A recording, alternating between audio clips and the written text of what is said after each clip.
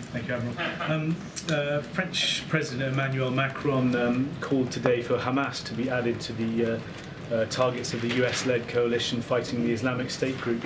Is that something that the White House would support? Well, we're just aware of these reports coming out from the LSA. I would say, first and foremost, we're focused on helping Israel go after Hamas right now, making sure they got the capabilities and security assistance to go after Hamas.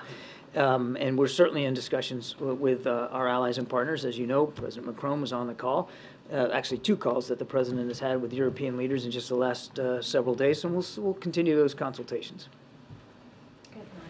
Thank you. I have 2 questions. Amnesty International said that they found evidence that Israel used white phosphorus in Gaza. Any confirmation from the U.S. on this? I cannot confirm that. And just now, as you know, the UN Security Council had a meeting. The Arab groups condemned killing civilians, but also said that we should support a peace process instead of sending weapons to Israel if we want to support Israel. Do you envisage a scenario whereby the hostages will be released, Hamas will be disarmed, and some kind of international conference will take place soon? I couldn't begin to speculate on that. Those are potential steps that haven't happened yet and may not happen. All I can tell you is we're going to continue to make sure Israel has the tools and the capabilities that they need to defend themselves.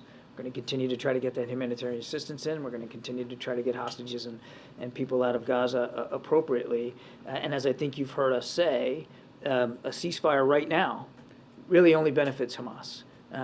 That's where we are right now. And I understand the question, but I'm just not going to get ahead of where things are. So there's no scenario to avert the war now. That was my point, really. There's no other scenario to avert. There's already combat between Israel and Hamas. If what you're saying to avert a ground incursion, that is a question for the Israeli Defense Forces. They get to make the decisions about what operations they're going to conduct or not. We don't believe that a ceasefire right now we would believe that a ceasefire right now is only going to benefit Hamas.